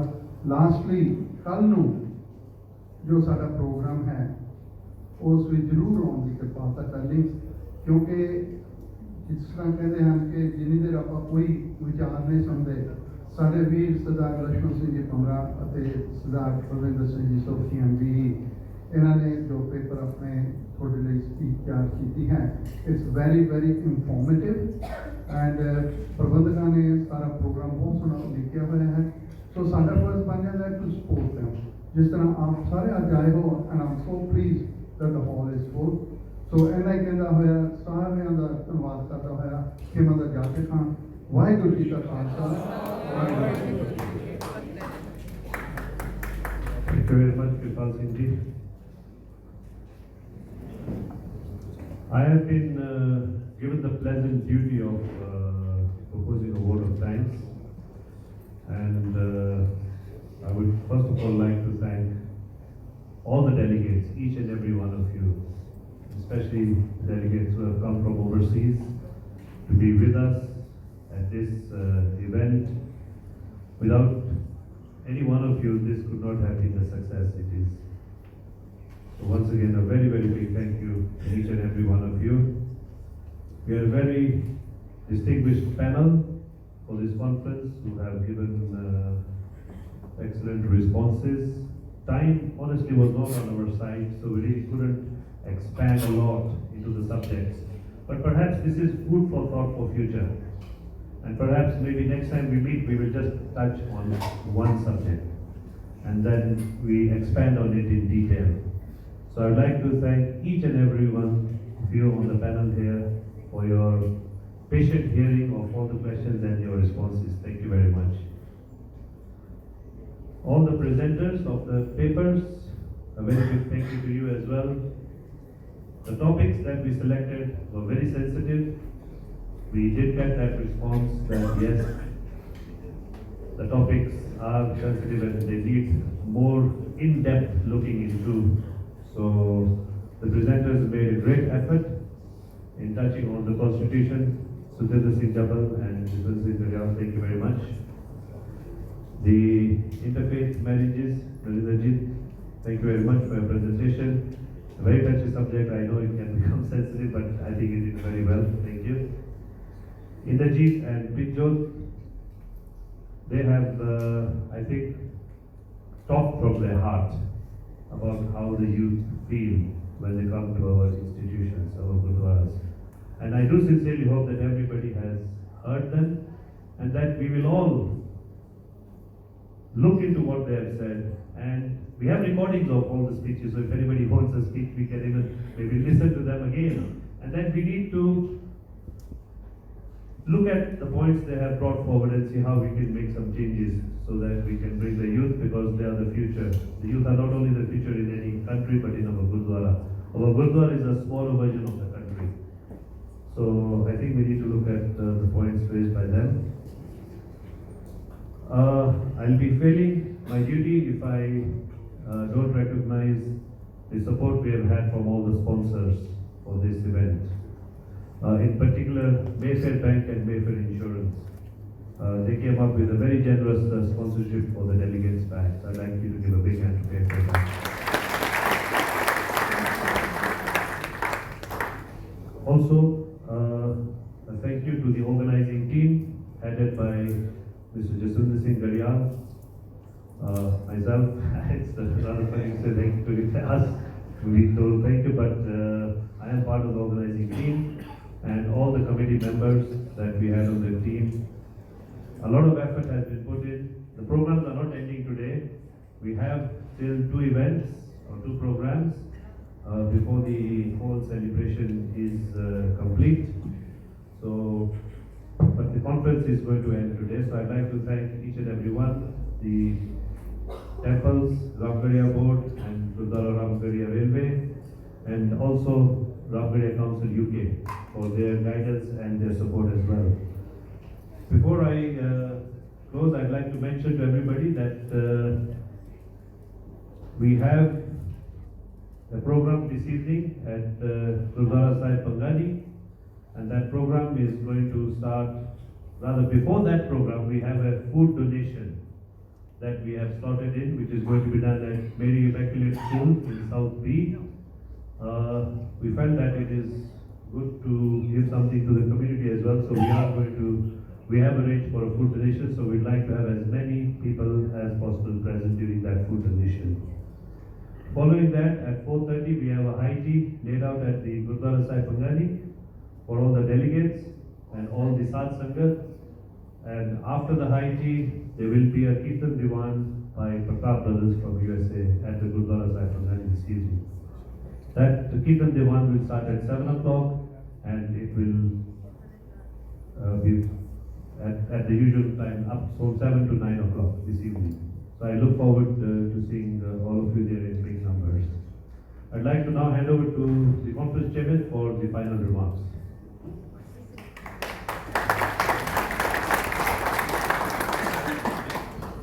Ladies and gentlemen, you have heard enough remarks, so I'm not going to give any more. And just to say a goodbye to all of you for this afternoon. There is a very sumptuous lunch laid upstairs. We apologize for the delay in the conference. While I was going through the brochure, I had missed something. My subject by Mohinder Singh ji and asked me to give his greetings and best wishes to all of you for this conference. It's always good to have their blessings and support, and I wish to thank them for that. And with these few words, I wish you a very enjoyable afternoon, and let us proceed for lunch. Thank you very much.